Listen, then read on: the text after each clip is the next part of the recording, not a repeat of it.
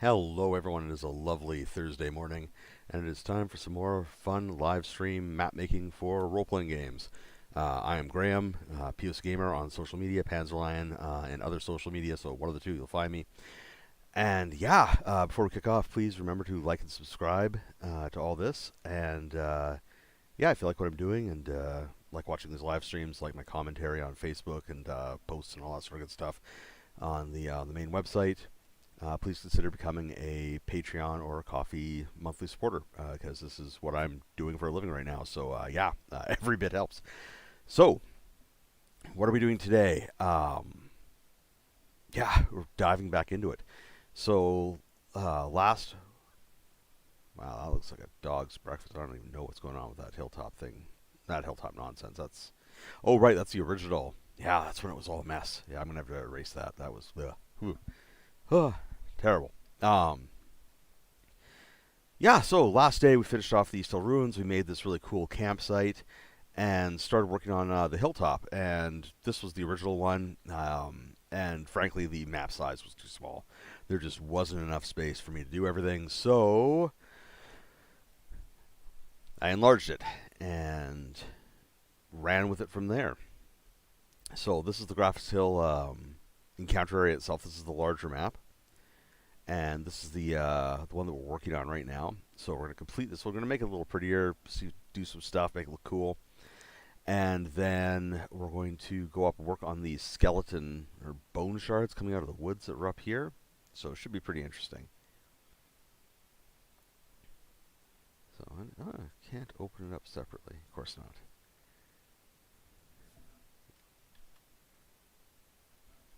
B. Ah, there we go. All right, so open up this one. So when you're working on areas like this, where you have multiple areas, I always like to have the baseline map open in the background, just because then I can keep track of what's going on and like take minor cues from it and all that sort of good stuff. And let's get back to the hilltop here. Yeah, lots of images. So right now we're working on this space up here.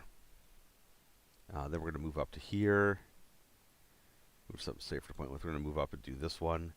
And if all this gets complete today, then hopefully we'll be able to move on to doing something, pardon me, right here, which is the mines. This is actually going to be a dungeon. So I'm hoping next week to start mapping out a dungeon live on here. And maybe do something fun up here, like a meeting place or something like that for non-combat encounters, because those can use maps as well. And you have to forgive me if I sound a little bit congested today. For some reason, like all the dust came through our ventilation system last night, so I just got hit by it. All right. So this is where we left off, and this is a good starting point, but I feel that we can do more to make it a little bit more interesting. So let's explore our stamp options.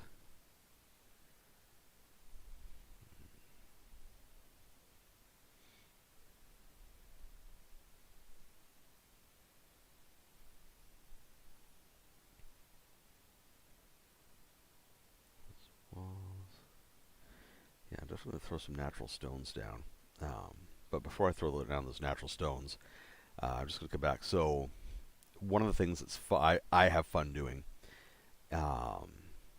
as games progress and players do their thing is create re-encounter zones. So places where they've been somewhere, done something, but something's changed. And seeing this fence here reminds me of something you could do. So one of the things that I would probably do with this map after my players were done doing their thing and a sufficient amount of in-game time had passed, so have them come back to the village and discover that. Let's throw a couple of these down. This has now become a bit of a tourist attraction, and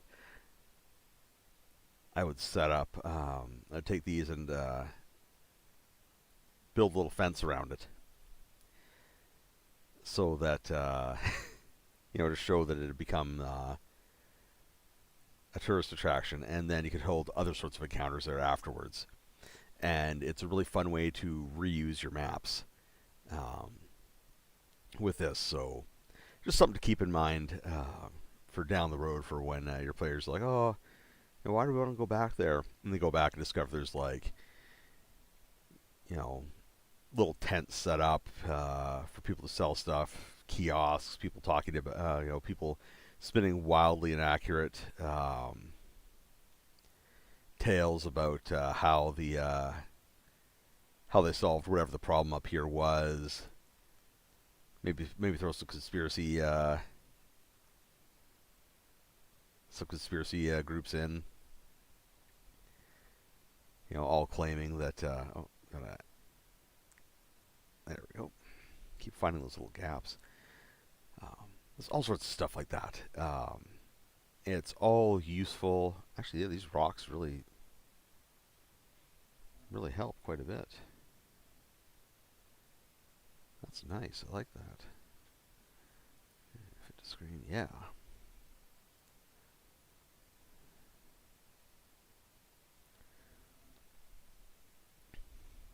Okay.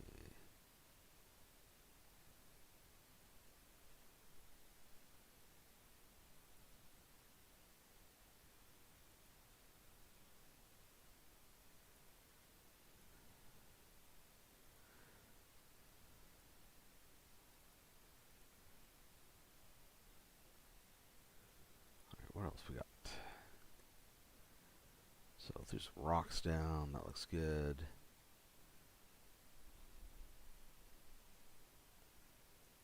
What kind of crystal? Oh, yeah.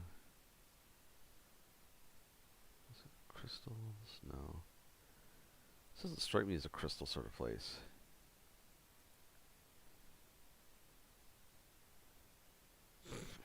Corpses.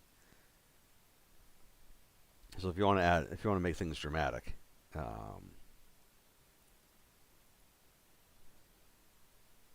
you could do something like that for when you present your map to your players, and they'll be like, "What the heck? Why is there a body right in the middle of it?" Oh, they probably won't say that. They're probably like, "Oh, great, another sacrificial stone." Get all blasé about it.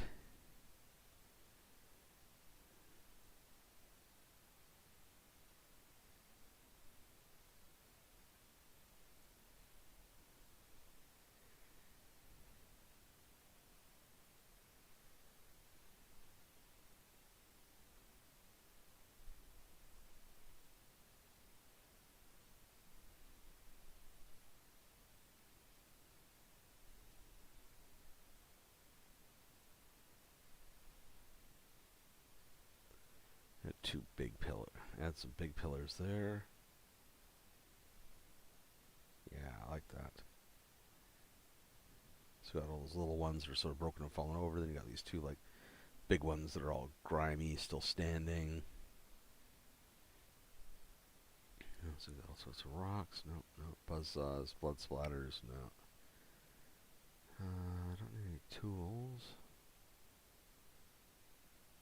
I don't throw any dead trees down. Mushrooms, plants, nah. Just thorn vines. How are roses gothic? How does that even work? It doesn't. Decisions were made. Let's see what else we got here.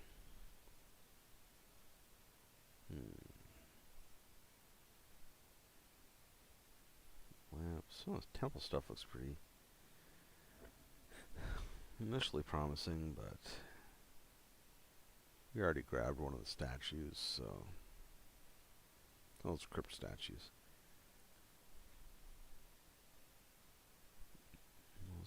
What the carpets?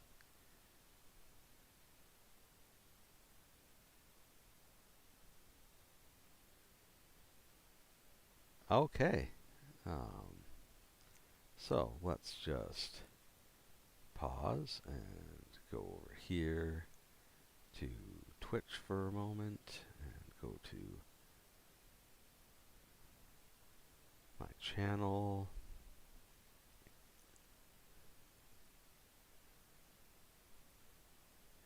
And for my channel, we'll come down here, pause, and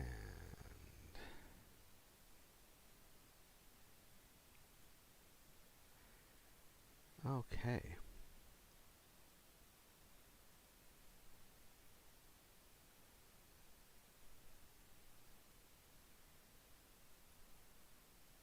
And restrict.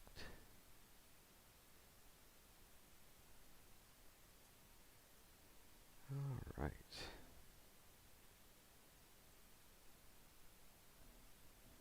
Oh.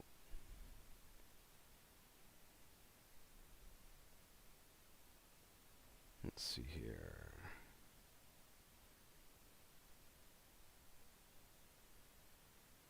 So I'm just going to go switch up to followers only chat.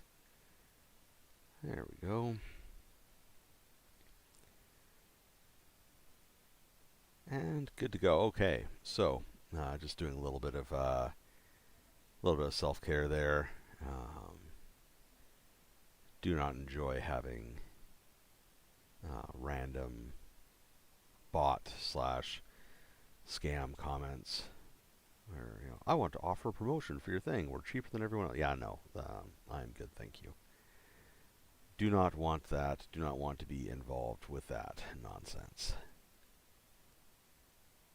Especially when it's Doja hype is the, yeah, like it doesn't even, yeah, the garbage. Crypto nonsense. Yeah, not a crypto fan at all. Let's see here. I do like some of these magic circles, though. Let's maybe toss on a blue one.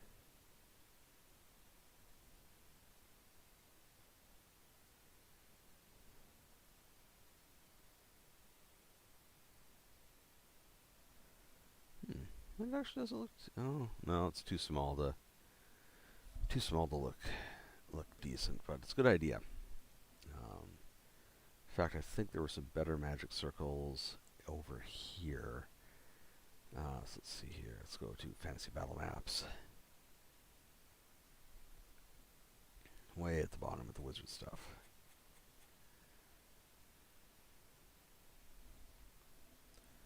There we go. Okay, yeah, here, now we're talking. Yeah, thick lines.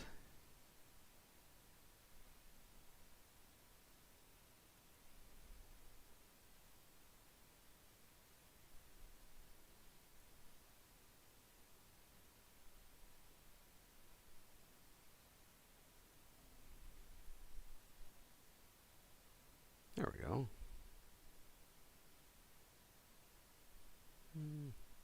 That's something I'll keep in my back pocket. So I want this to be multi-purpose, so people can do what they need to do with it. Yeah. I think this is more or less getting to the point where this one is more or less done. We've got some nice rocks scattered around. It looks like, to be honest, it looks like an archaeological site, and that was part of my intent with it. And look at all these extra things they got going on. Here, maybe I'll switch this style for the dungeon, because there's just so many more options. They even have corn as an option. And who doesn't want to have corn on their battle map? Anyways, so we're going to hit save. And I think I'm pretty happy with that. It looks like something happened there at some point in the past, and that was the goal. So that freaky statue, yeah, I dig it. So come back here. We're going to create a new map.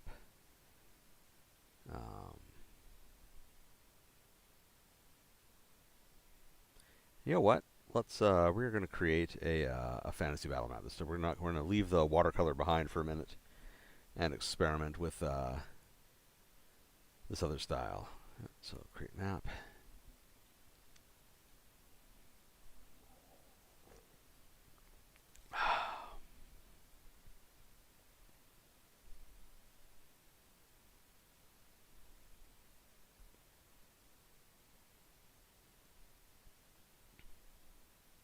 Interesting.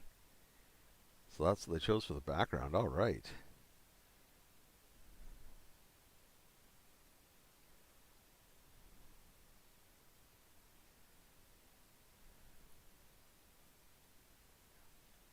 So as you can see, this is a whole different vibe art-wise.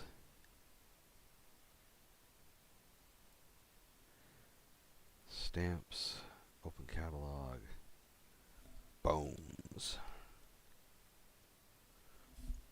Let's see here. Pirate bones. Dragons, gothic horror. Interesting.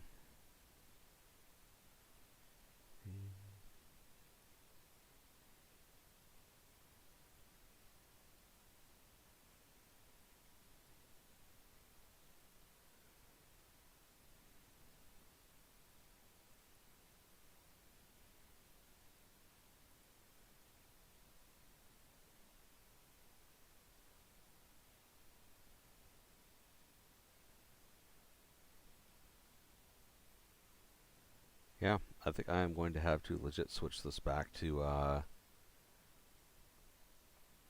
the watercolor because the everything isn't working so great with it. Like it's just they don't have the right bones to use, which is fine.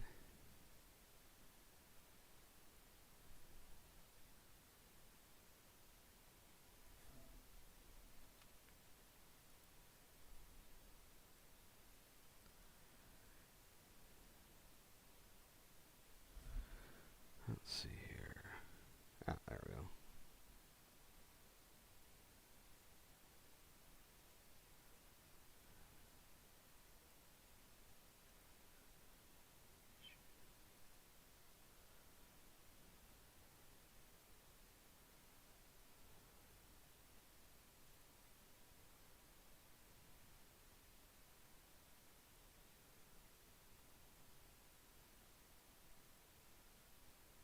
Yeah, I like that. Looks weird. Bunch of giant weird bones coming out of the ground. Okay, and what I'm going to do is open the catalog.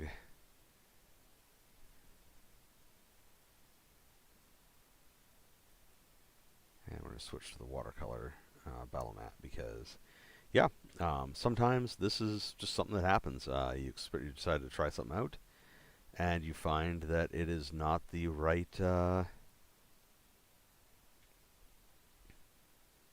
mix for what you need to do.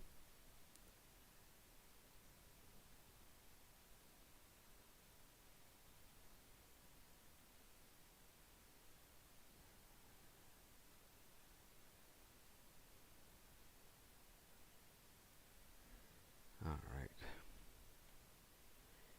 Now let's get some trees.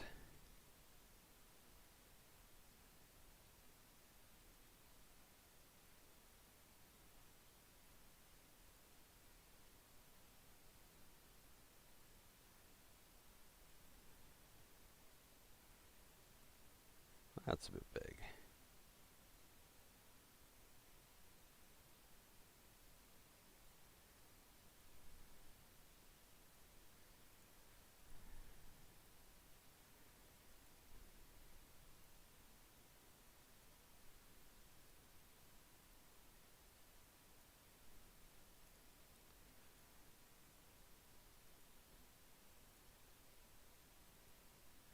So this is going to be what I would describe as a congested conflict zone, and I describe it that way because it's literally packed. There's lots of cover, lots of concealment.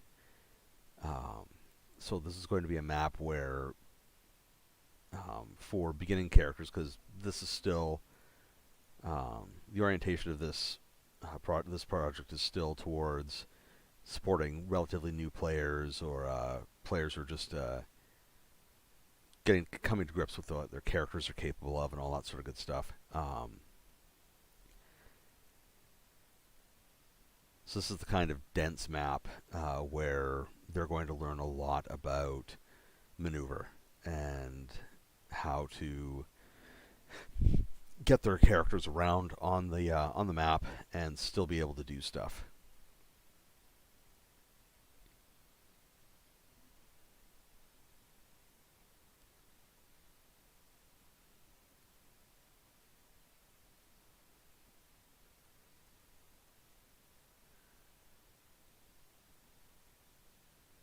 So it's pretty much a big learning experience.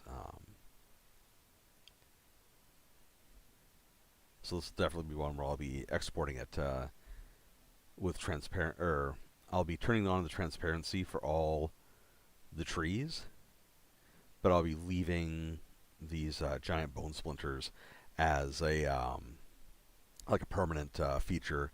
So that's going to be terrain they can't get over or get around. They have to go around it. Um, so yeah,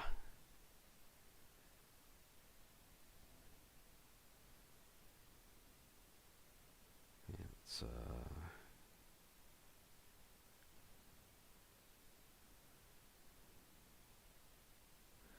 well, there's no real call for a hill in this area here. So let's grab.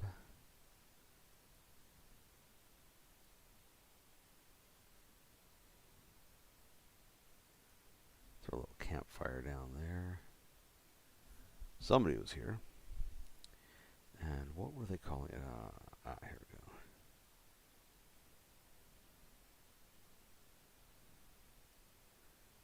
Let's drop that down to 75 or 80. No, 75. Yeah.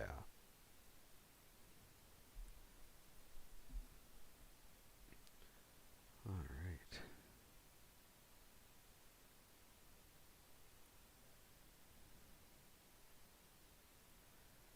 Let's drop a few of these logs around. Oh, just two should be good.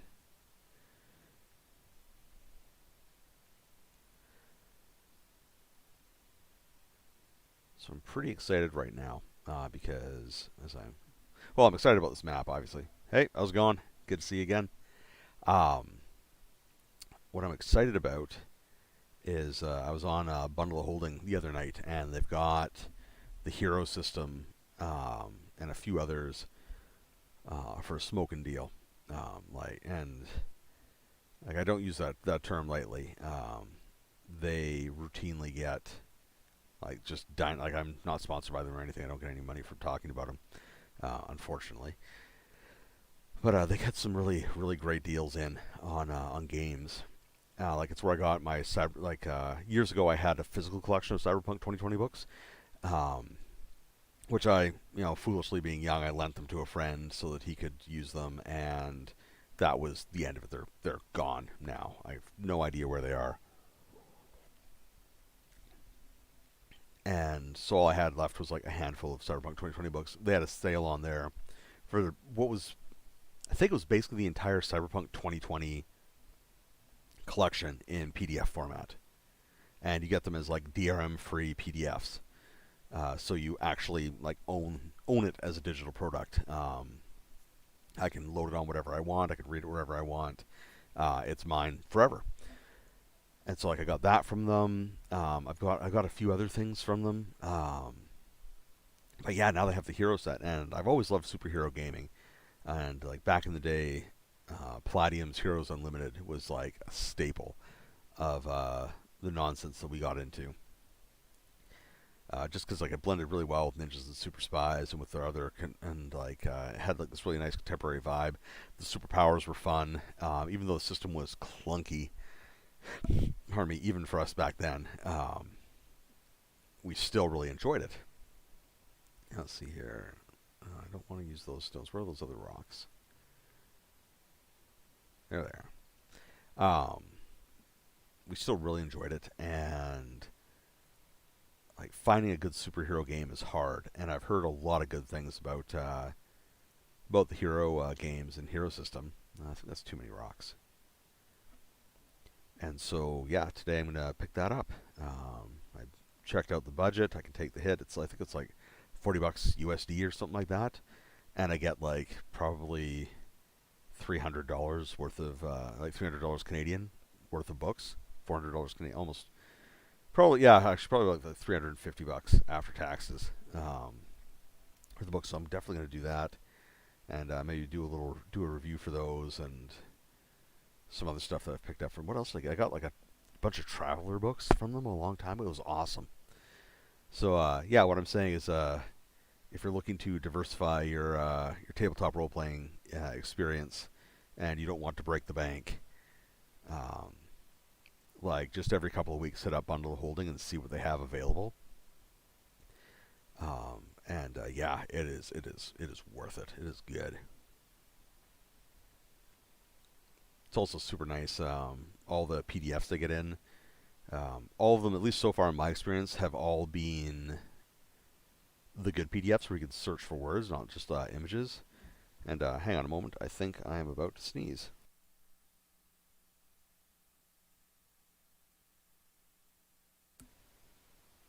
Nope, seems okay. All right, didn't have to sneeze. Awesome. Um, yeah, so they're scannable, which makes research using them just an absolute joy because I don't have to fight with it at all to find stuff, and it really speeds things up. It's been nice.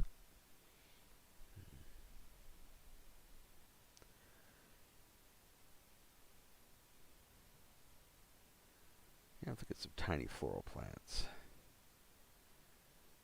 Sort of play up this area, make it different from the other forested areas.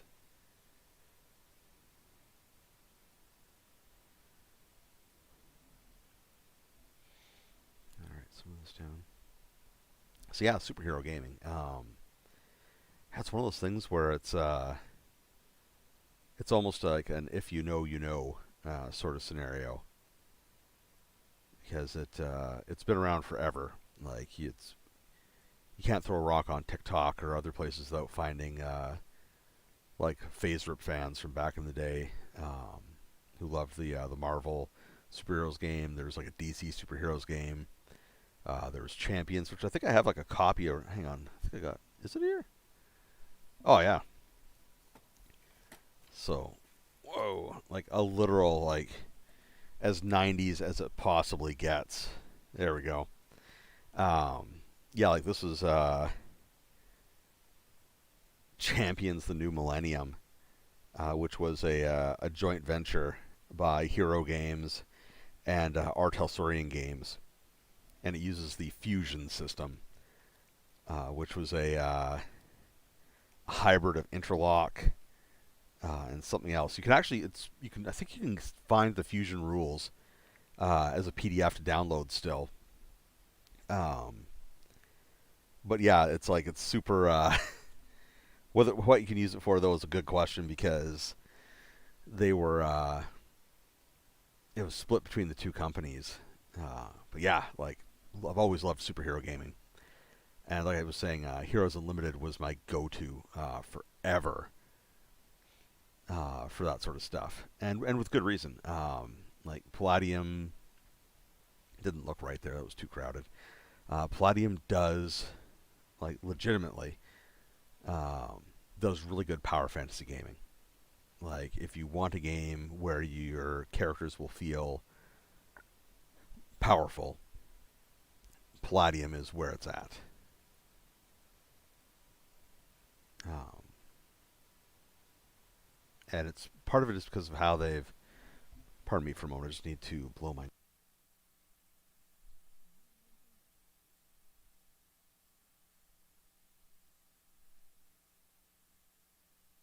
There we go.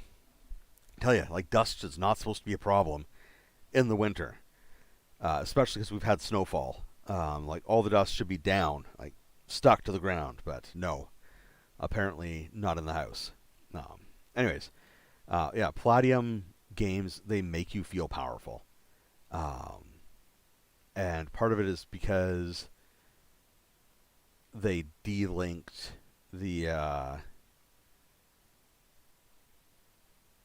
power level from like character level, sort of. It's really weird, and I think like it honestly it deserves more examination because Palladium has done managed to do stuff that other companies have not. And it's with this super clunky old system. Um, but yeah, the way it works is that even let's see here. I'm sick of this. Yeah. Oh god. Oh, good luck. I'm so sorry. Sinus infections are the worst. That is savage. I hope you get better soon. That. Oh, damn. Um, yeah. Palladium. A level 1 character in Palladium. The way I describe it is in D&D, a level 1 character has no shot at defeating the dragon.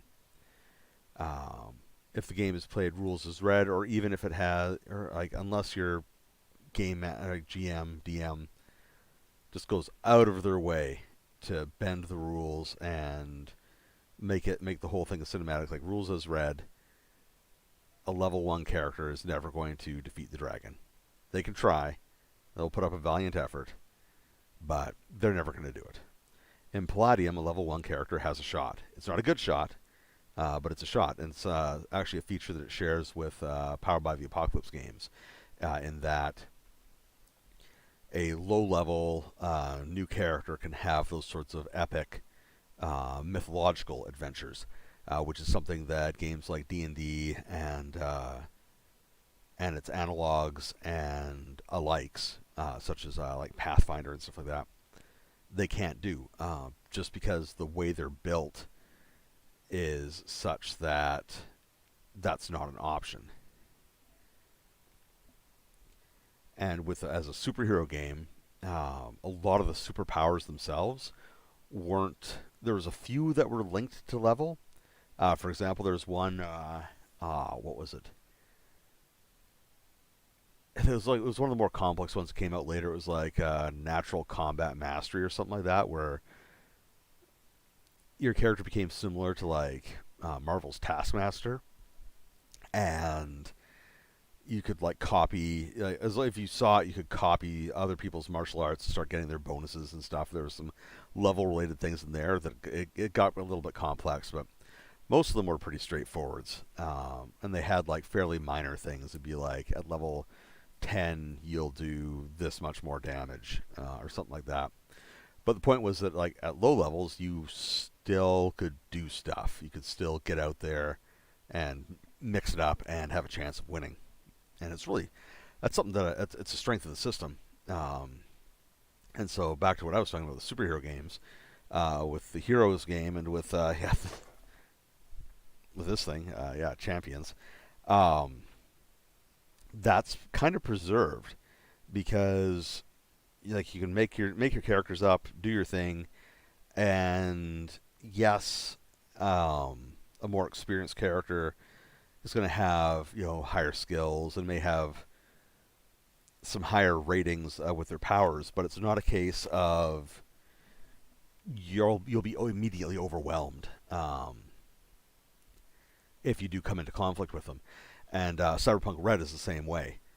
Um, like if your crew sits down and hashes out a really good plan, and then executes it really well, and like even and something to remember with Cyberpunk is like as a game master, with that, yes, it is somewhat adversarial, but you're also not trying to like screw over your players. So if they can execute a good plan, they can absolutely engage targets, and opponents that are way outside of their level of experience. Um, and it's just a matter of like planning, making sure you have the right equipment to do the job, and then right place. Well, as right a place and as right a time as they can make it.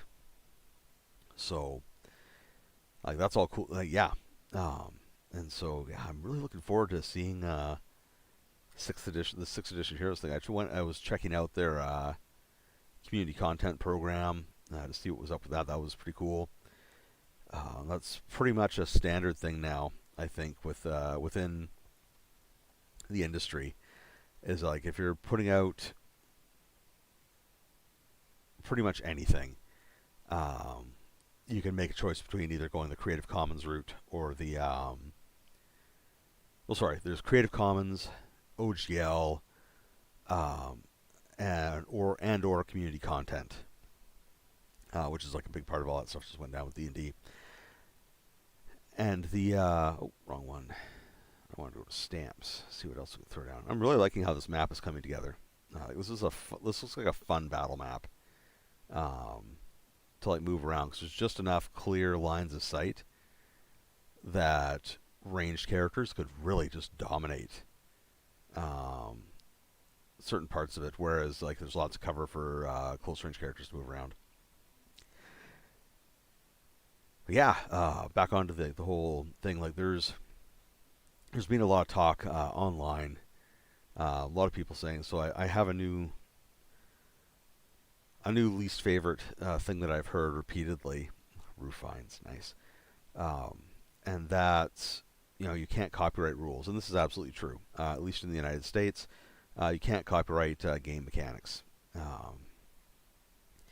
But I've found that saying that in a discussion around the value of OGLs, Creative Commons licenses, community content creation, all that sort of stuff, um, it has the same energy and value as when people say you can just homebrew it in terms of trying to deal with a rules or mechanics that are underdeveloped or not well integrated or absent from a system where they should otherwise be. It's like the exact same energy and the same value to the conversation. Like it doesn't actually bring anything to the conversation that makes. Oh, nice boulder. Yeah, that's what I was looking for. Boulders. Let's see, get some big. There we go. Just want one boulder, just one. Let's just sort of throw everything off a little bit.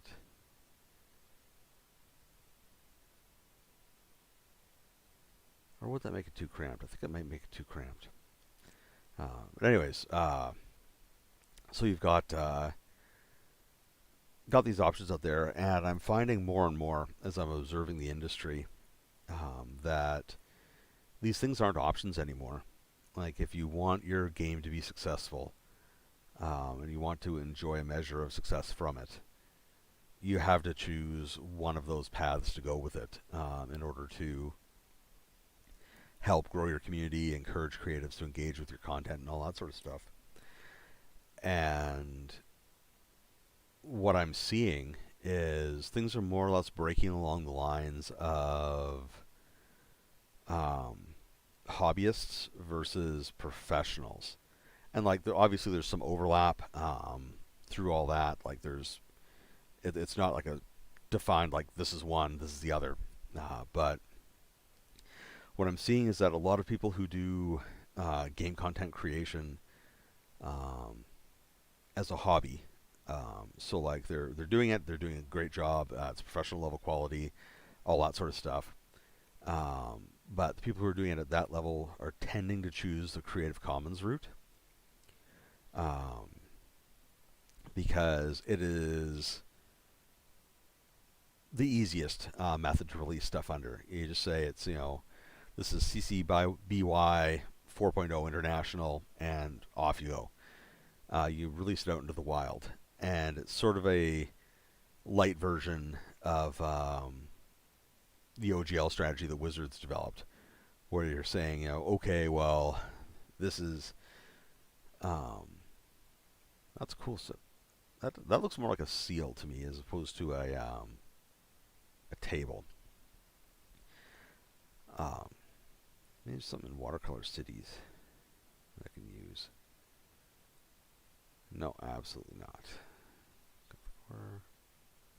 That's where I got the bones from.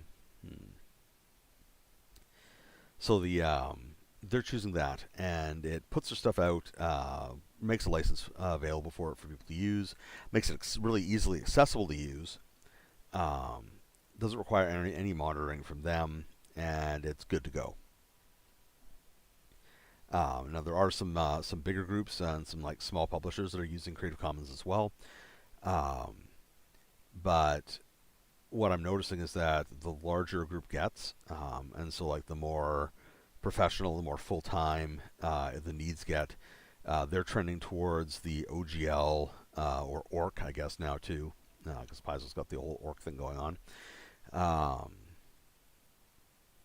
Way of going forwards. Pardon me. Again, because they're still trying to develop and build community, but they want a little bit. One thing's a little bit more structured, and that's there's arguments for and against it. And then finally, there's the community content programs, and there's a few that are going in house. For example, what is it? Yeah, Cortex. Sorry, I've got a bookshelf here. So if you see me like look off to the side and like seem to be indexing something, I'm looking for something on a bookshelf. So yeah, they set up their own in-house system for developing things, because they didn't want to kick any money towards drive-through RPG, which is fair. Nobody wants to give money away if they don't have to. I think I'm hitting a limit on this one. Like, I'm not seeing anything else that I want to add, and it's already fairly cramped. Like, I don't want to add much more to it. So let's see how it looks when I flick on the grid. Well, it's not too bad. Let's play around with the grid though. Now, on the other side of things, you've got it's 0.75, yeah. On the other side of things, you have the community content programs, which are just talking about the other side of things. Sorry, I need to sleep more. Is what's going on with that there. So, community content programs, many of them are through drive-through RPG. They cover a lot of the major systems. So like the DM's Guild is through there. Pathfinder and Starfinder Infinite are through there. There's also, what are they called? There's like Gumshoe, Genesis. Yeah, because there's a Genesis Forge. Miskatonic, something or other. There's like a Call of Cthulhu one there for Chaosium. I believe the Tiny D6 from Gallant Knight Games is on there. Savage Worlds has their, what do they call it? The swag program, the Adventurers Guild. Through that, yeah, a whole bunch of stuff. Really cool. And a lot of groups are opting for that because it gives them a passive source of income. So as a publisher,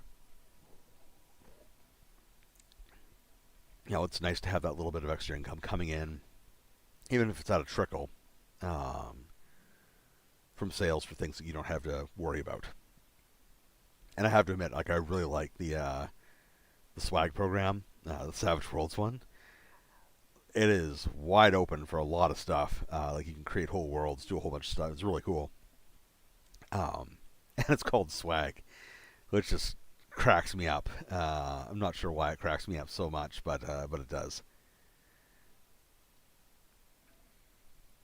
Okay, so let's make this.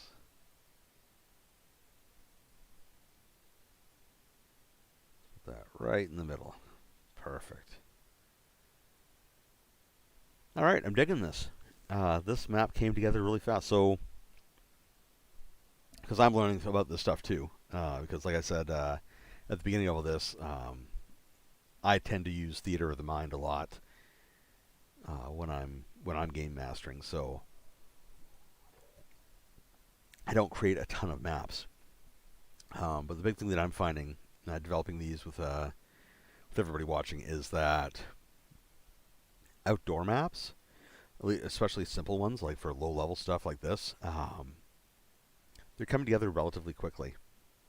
Like, this has been about 30 minutes of work to produce a fairly simple map. Now, there is stuff we can get into here. You can add filters. So, sharpness, faded, cool, warm. Like, check this out. Corrupted essence. Throws a weird green filter over it. Let's see what else we got here. Red sky. And the reason you might want to use these is that you want to communicate conditions to your players based on how things go. So let's throw on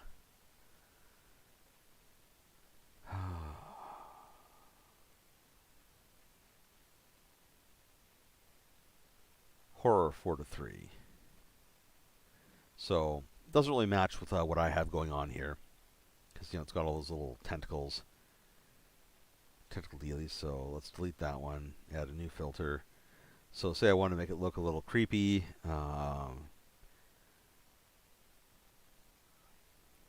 Fog. So now I've thrown some fog around it, and thrown another filter.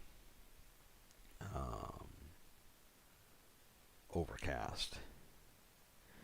And just like that, the whole feel of the map has been radically changed just by adding a couple of filters on over top of it. And this is why I recommend, like if you're using Incarnate, make your maps, save them, and then prior to your game, especially if you're using a VTT, because I understand not everybody has printers. Like I only have a black and white printer, so printing this out would be completely lost. Hang on, I'm just going to hit the save button here.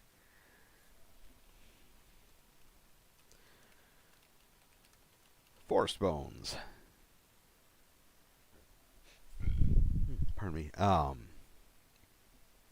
Save it, and then, based on what you're doing, modify it. Because you can always turn filters off. So I've got these two filters on right now. Turn those two filters off. Back to the baseline map. Turn those two filters back on. And now it feels dreary. Maybe a little bit menacing. You've got some fog going around outside the corners.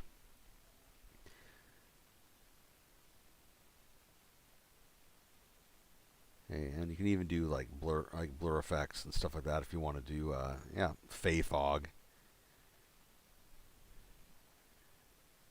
If you want to have things feel a little bit mystic going on, and it's actually a nice combination with the regular fog. Let's check it out. If you take off regular fog, add the regular fog back in, and so it's just a matter of layering them up to get the right feel and vibe for everything. So, yeah, something for your back pocket as a quick way to take what's looks like a fairly bright forest area and change it into something else quickly. And once, especially if you're using VTT, once you have it all sized up properly, you've got your grid on it, it's easy to switch the picture to something else to let the players know that things have not gone the way they want them to. So I don't need paths, don't need text, and yeah, I think we're good for stamps. So yeah, so I'm going to hit save on that. I'm going to save it with those filters attached to it because it doesn't do anything.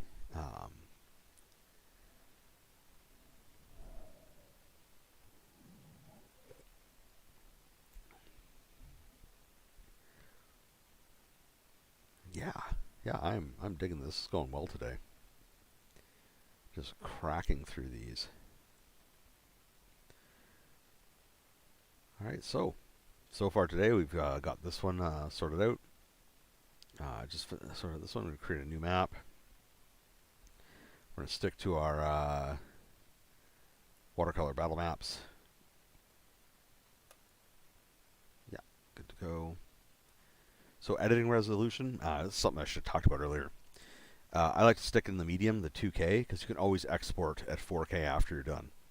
And by keeping it at a 2K, I find that it's more stable and less prone to running into problems in the browser. Because nobody needs problems in the browser. Right, so let's zoom in on this area here. So this is what we're going to develop now. So we have a path, we have the entryway to the mine. We've got what looks sort of like bruised earth here, and some trees over top. So this is what we are going to be making.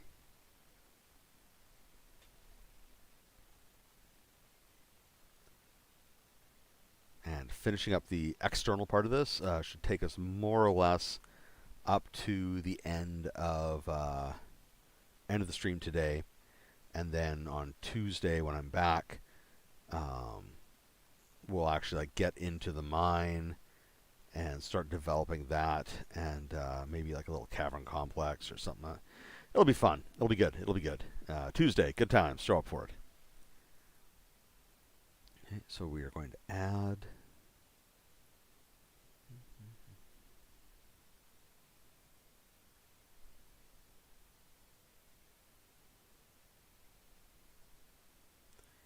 In case you're wondering why I'm adding stuff, this is why. So come to here, open the catalog, select the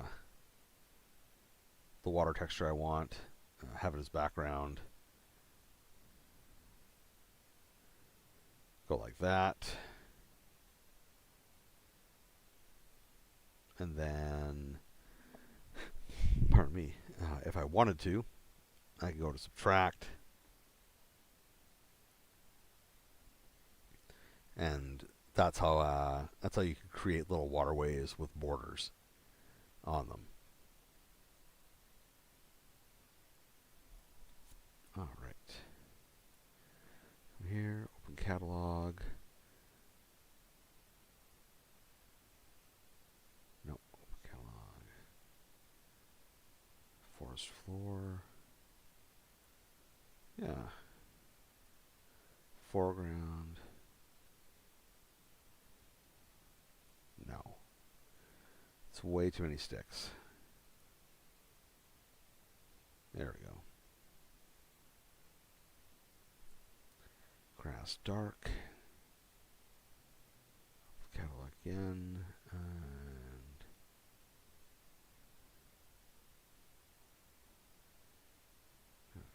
there. And drop that to 3 so it has the nice sides. Drop that down to about 100 and take a look. So basically I have to tilt this in my mind so that our hill is going to be right here. Our entryway is going to be right here. So you know what? I'm actually going to build that entry first. I think that will help. Why would that wall be the first thing? Oh, man.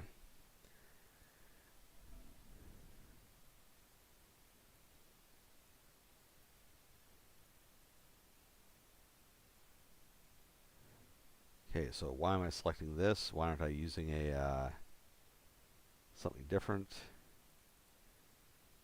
Well, because it's fast. Oh. So drop that there. And grab this, select it, zoom out.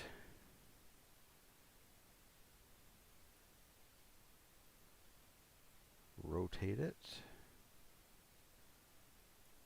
Take a look at the, so it kind of comes, bit of a hockey stick shape there.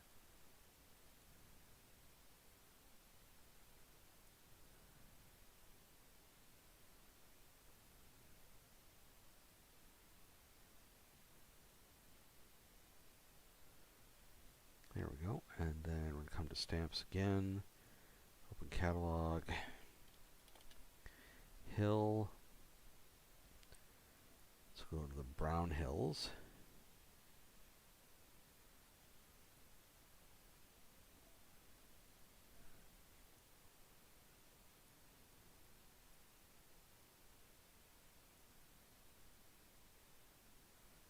And see how that just sort of fits in there nicely?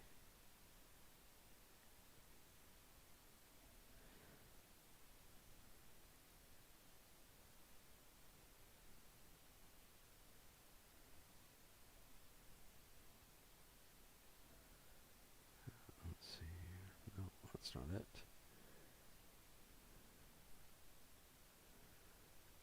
Okay, well, that should be good. So this is another one of those communicating things.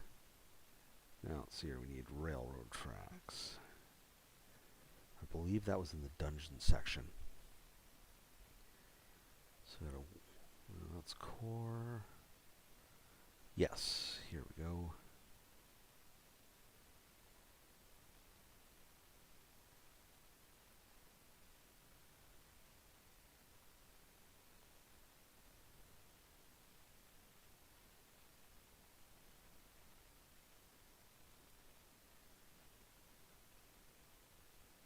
So that's obviously way too big. So now we'll drop it down back to 100.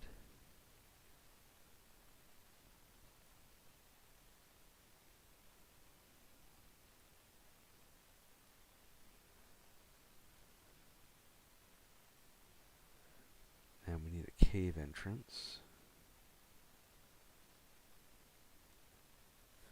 Is cave an option?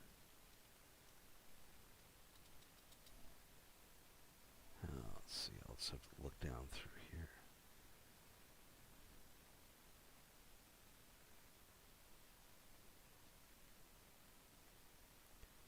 So terrain. I'll come back to the terrain later.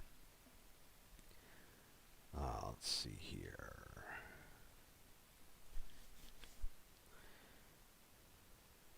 Water. Got natural stairs.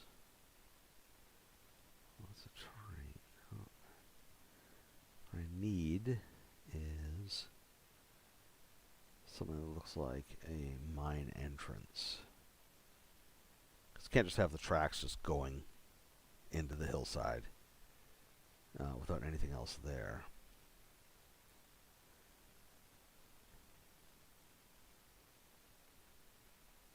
Stone shells.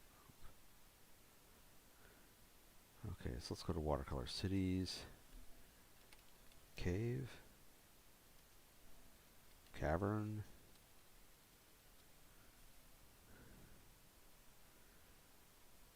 Let's see here. Details. Hillside crypts. Creepy, but not what I'm looking for. So, mine entrance.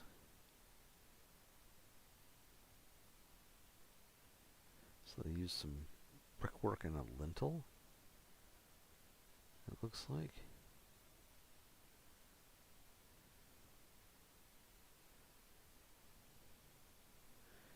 Okay. So, this is one of those times where you get to get creative.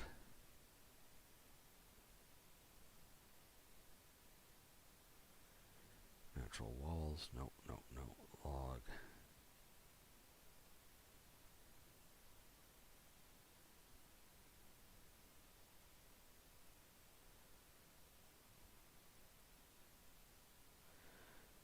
Okay, so we'll keep those in reserve. Let's see if there's anything else. We'll need that. And 2 more lengths of that.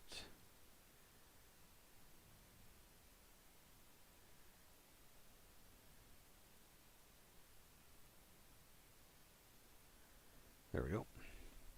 Okay, so we have all that stuff. Now, come down. Nope. Gravestones, wooden arches. Too fancy.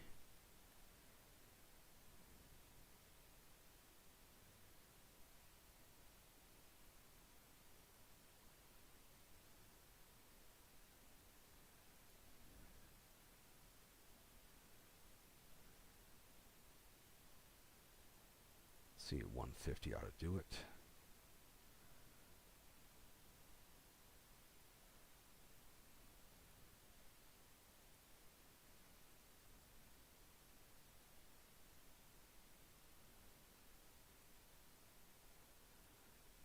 Get some stone.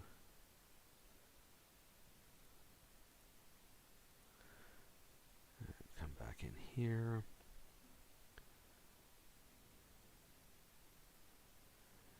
Those are all wooden walls. Gothic horror.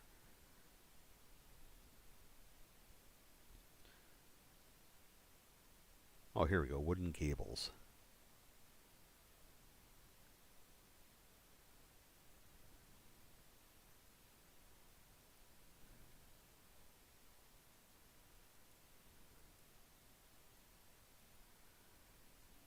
throw some of those down. Open the catalog up again.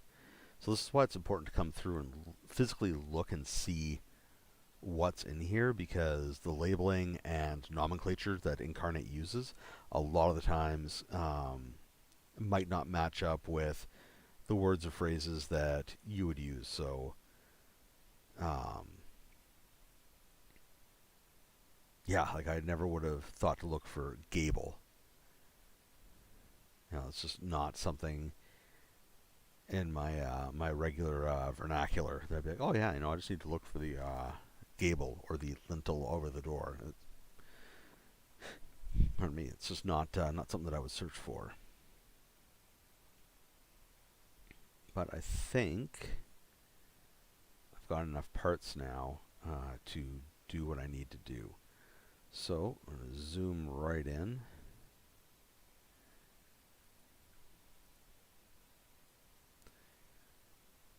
Let's see here.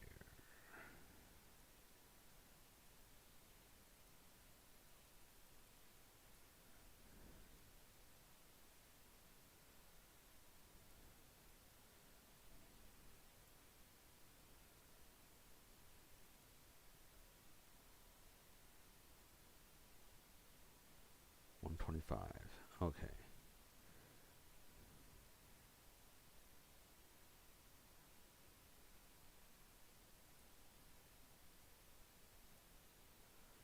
Oh. Okay, so I've got to stop moving that. So click over here, click on this, and lock selection. There we go. Sometimes locking selection is the only way that you can avoid avoid that error, that issue I was having where I was accidentally moving things. So just excuse me here, I have to answer a quick question from my missus. Let's see here.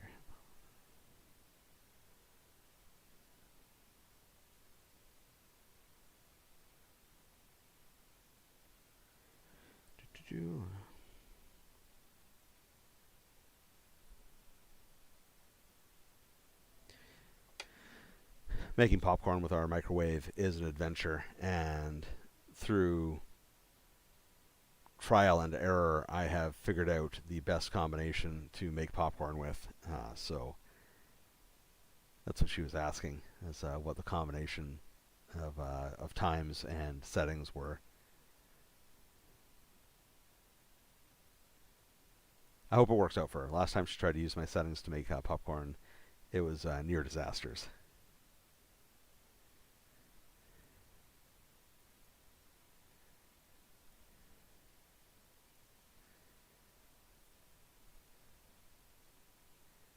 Okay, so that's going to be right there.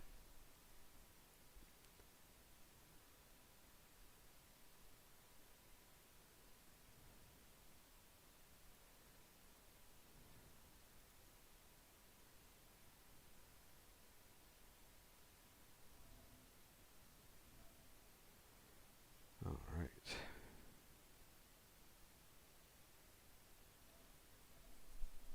Let's do that. Let's bring here. So I need to flip. There we go.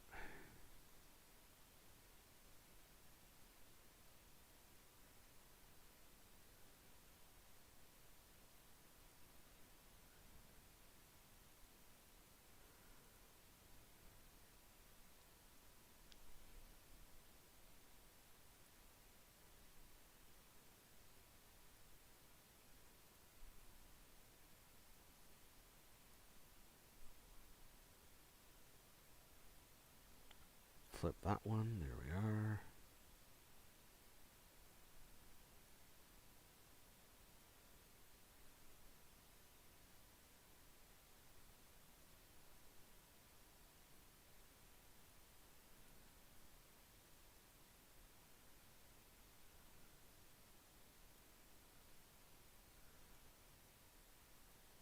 And move that in. So see now how it goes over the foot of the hill? So now it looks like it's coming out of it a little bit better.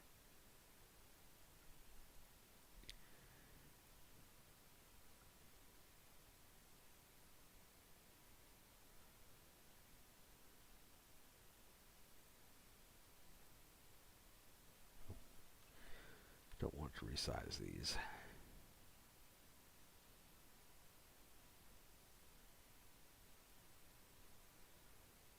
That up a layer.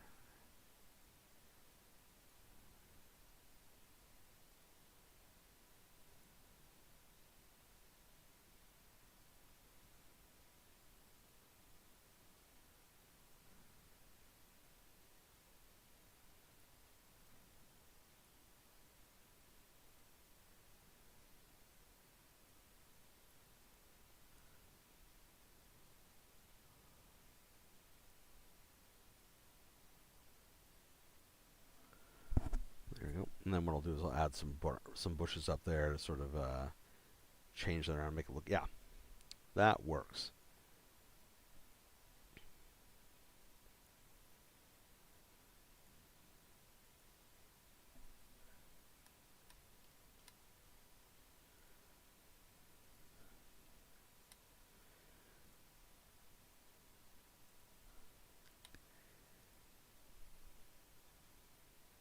Okay, that looks good.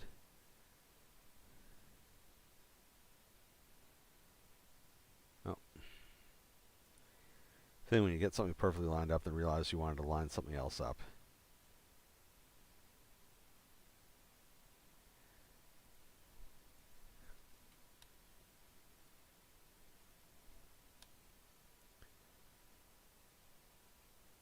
There we go. Adding challenge to myself for no reason.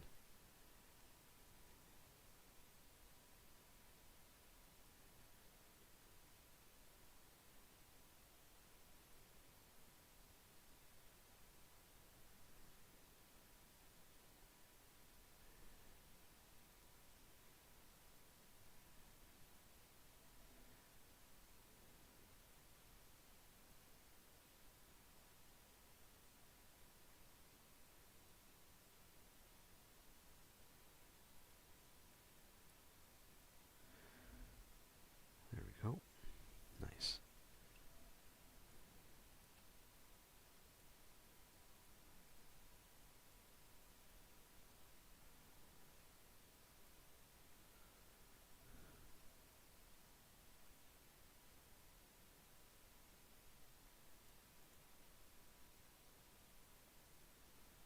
Well, it's a smooth fit for both.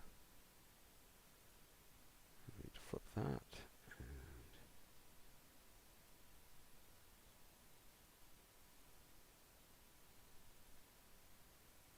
Ah.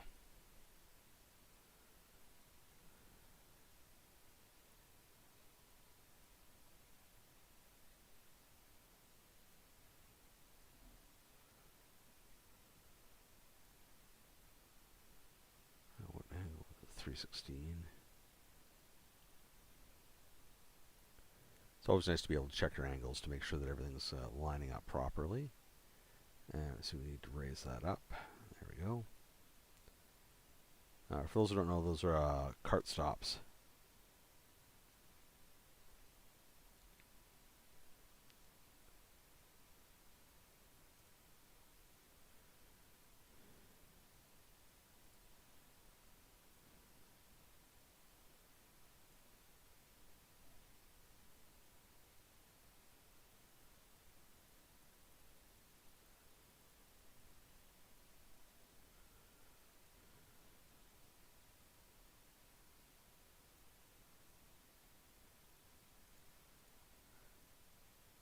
There we go. A little bit of safety fencing.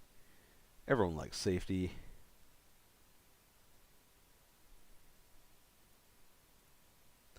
All right, now let's get into... Oh, right.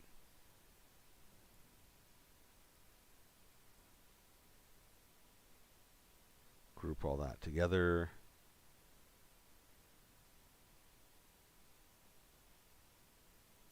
And lock. There.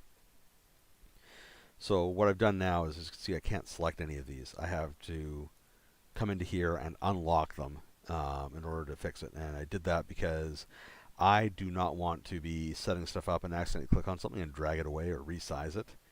Because if I miss that I've done it, no amount of Control Z is going to fix the problem.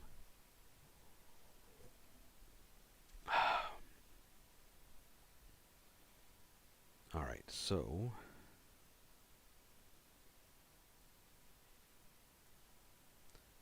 let's open the catalog and grab some trees at 100%. So that's the scale we are working at. Take a peek at this. So we had a couple of big trees outside of the entry area. With looks a little bit of light cutting and trimming.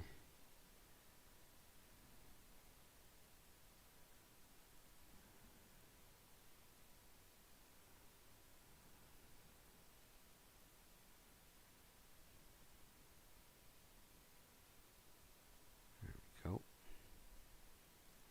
So this is another one of those situations where the key thing to remember is that it has to be, this is the map that has to be accurate. The other ones are just a broad, quick representation of what's in the area, not necessarily the end-all, be-all of the of everything.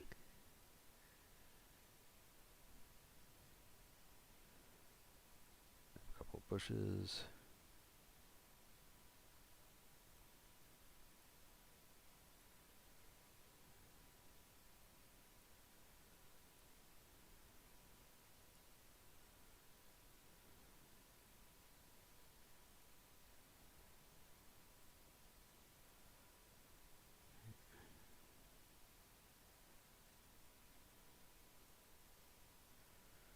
Make sure all our trees are above the bushes in the order. There we go.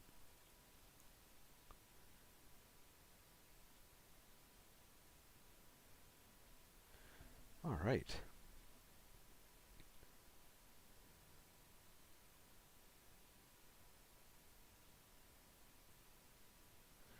Now we need to make that area darker.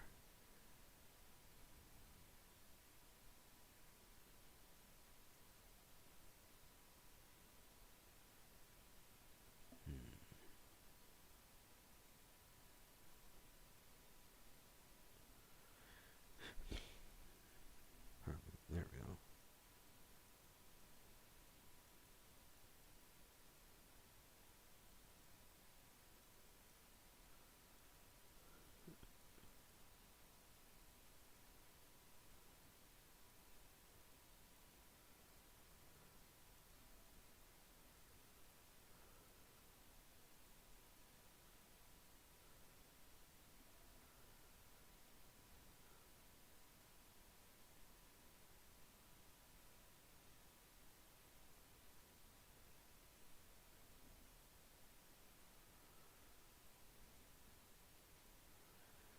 Catalog, there was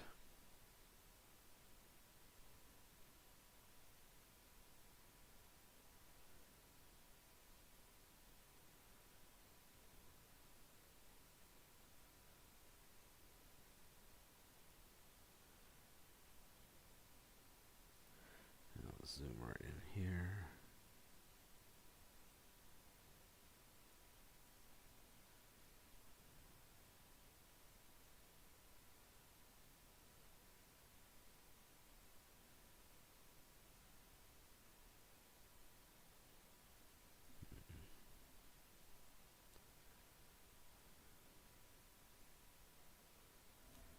Not sure how I like how that looks.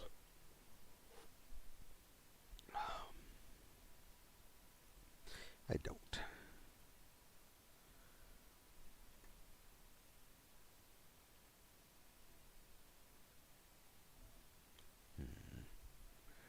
What to do with this? What to do? Glowing shrines. That's not creepy at all. Crystals is an appropriate choice at this point. What are the crystals we got?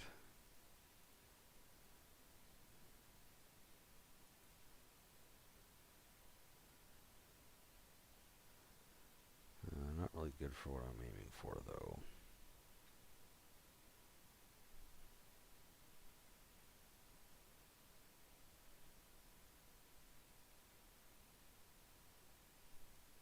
It's the minecart?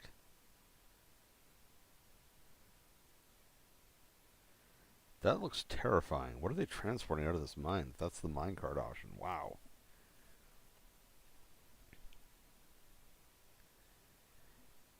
Let's see here. Plateau segments. Nope.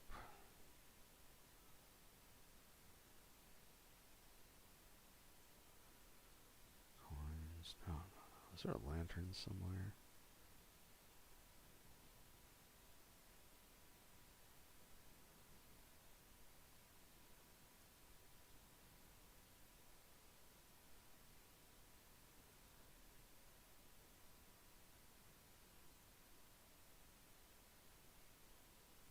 That's nice. Yeah, a little lantern at the end. Okay, and I need to come up here, open catalog, and go to our go-to simple ground dark. Now, how did that path go by? Sort of.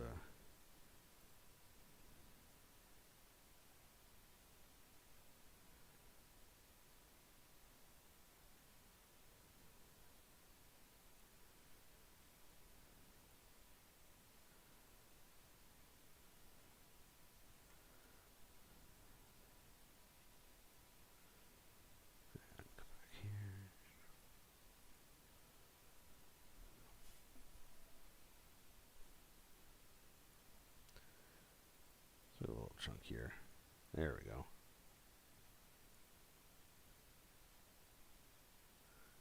A little too neat looking. So this is a major path, so it could be a little wider than normal. Let's bring this up here. Oh, definitely like the finer edge on that, though.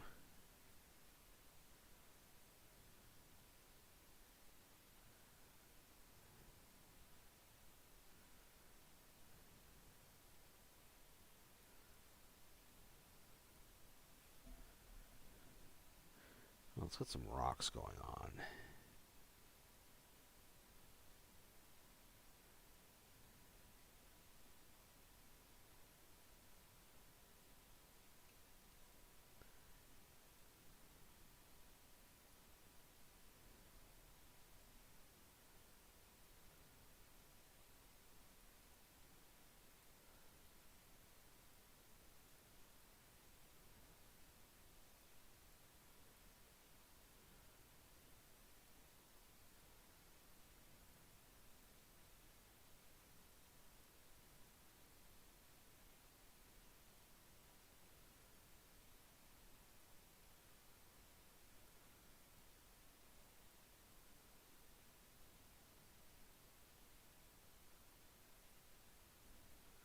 Throw lots of those down.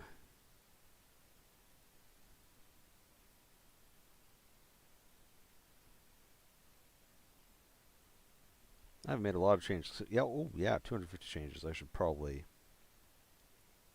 hit that save button.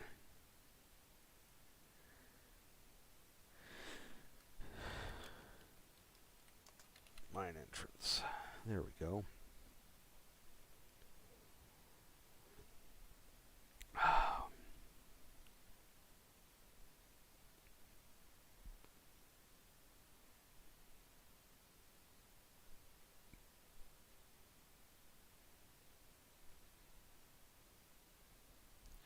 And I believe there's debris in here as well as an option. So let's hit up fallen leaves, dirt, gravel. There we go.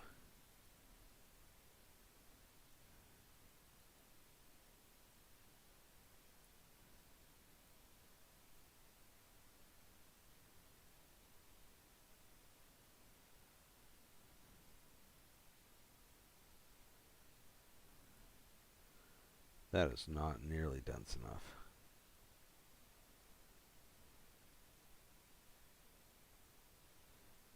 Stone orderly, stone shadow, stone dark, slab stone, no, stone. Light crested waves, no.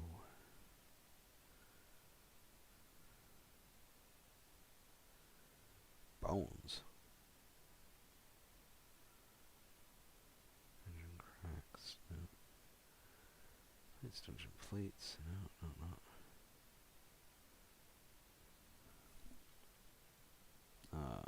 Debris? Maybe that was in Watercolor Cities.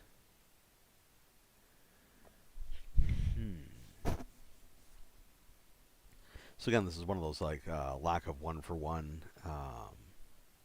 exchanges that we got going on. Yeah, here we go. Small debris. Let's see how. Pardon me. Let's see how that looks. Yeah, that's.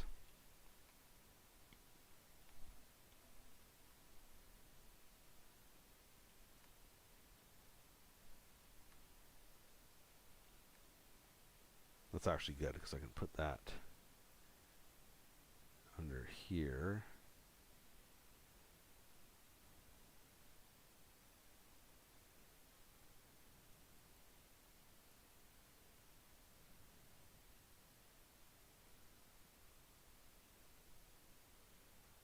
Make it look like a real mess.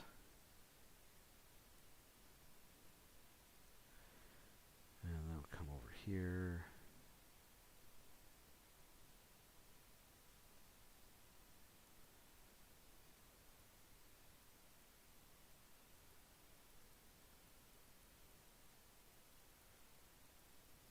Now we're talking. So yeah, this is one of those things you just sort of have to feel out as you're going along to figure out which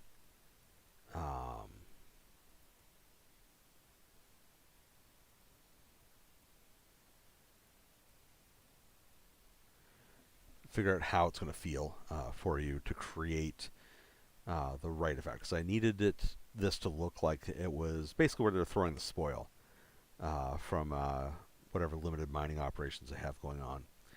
And no, I'm not going to put desert stones in. That's too much. And so now it's just a matter of coming in. We've got dark contrast, two different types. We got two debris. Got all these natural stones going on, and it looks like an actual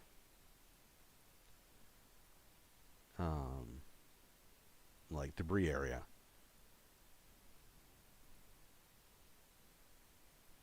And it would absolutely be like difficult terrain to move through that.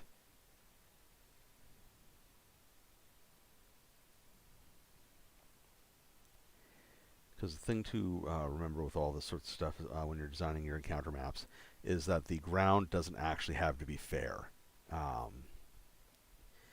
Like you're not under pressure to make sure that everything is like nice and even, and both sides are symmetrical. It's not a chessboard, is what I'm saying. So it is okay to make things seem a little bit unfair or a little bit unreasonable.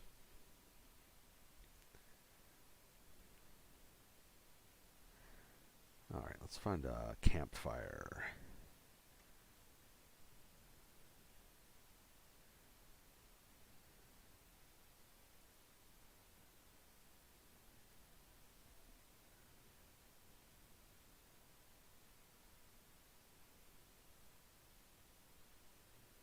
Campfire over here, and I believe there's a few benches.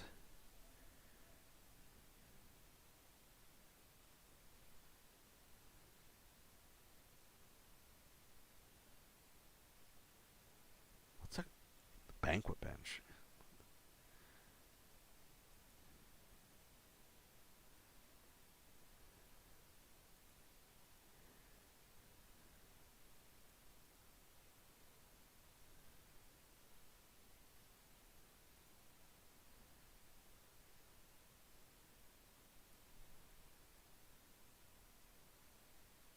Alright, good little spot for people, spot for the miners to sit.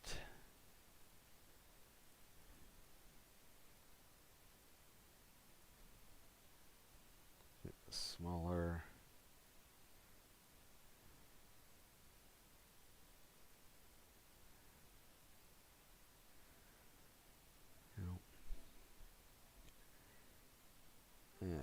else can we do here? I really like that effect. That looks really good. I'm really happy about that. I think maybe a few more trees.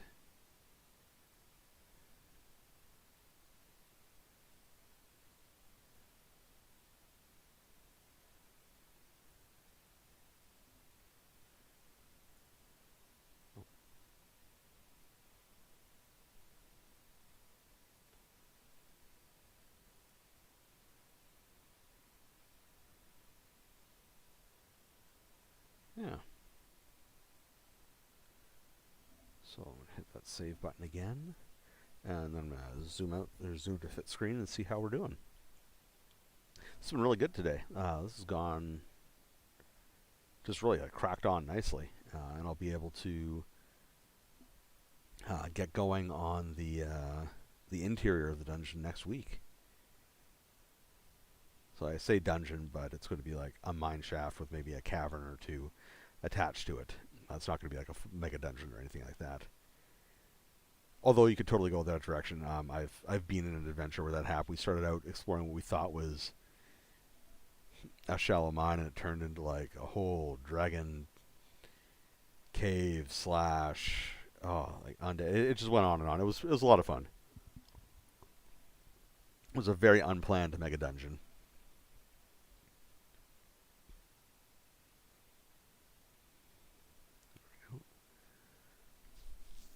Yeah. No, I'm digging that.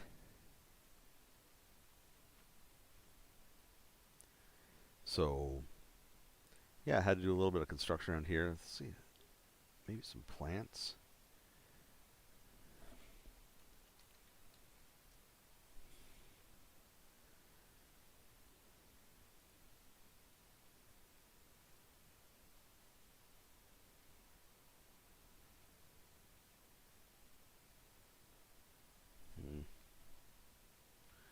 Feels too much like I'm trying to conceal what's going on there. Wish there was grass as an option. Is there grass? No. It's too bad.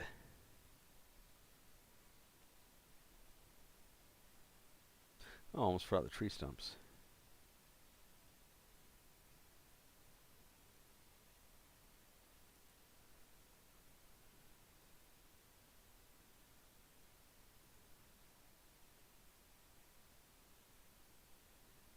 There we go. Throw down a few tree stumps.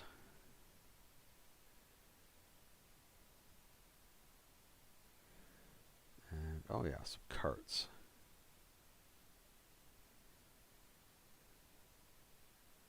I know I saw carts around here somewheres. There we go.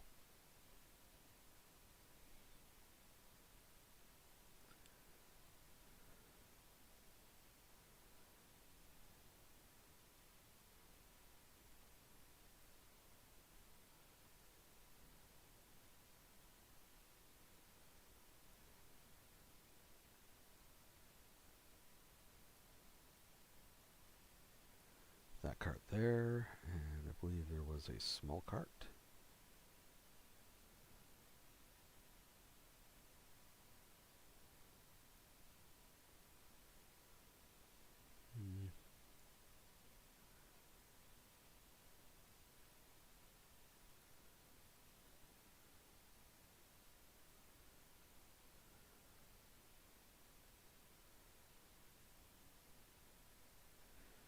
Now let's throw down a broken cart.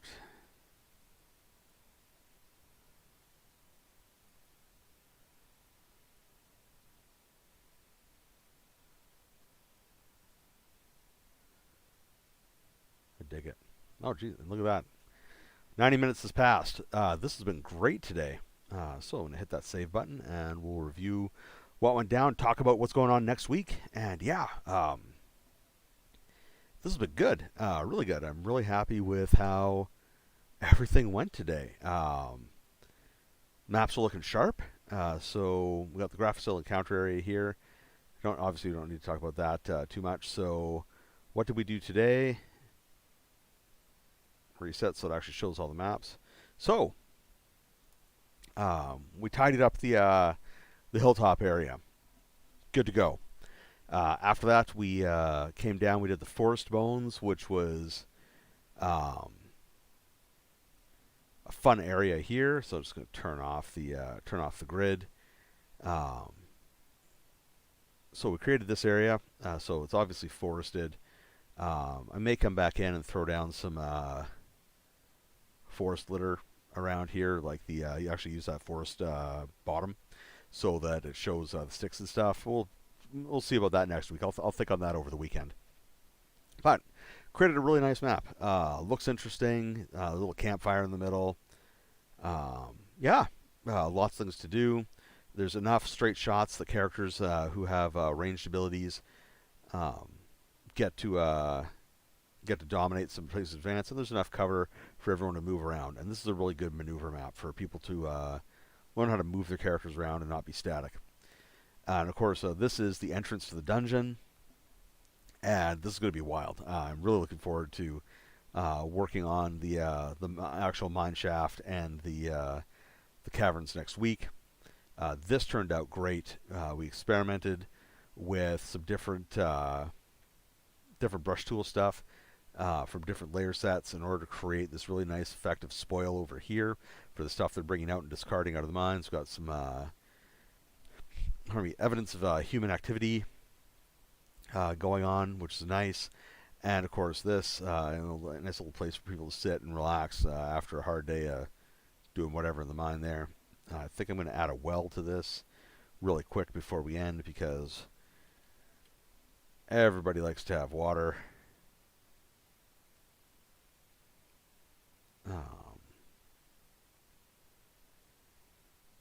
I'll just put the well right. There's no real good place here to put it. I'll put the well right there. There we go. Hit that save button.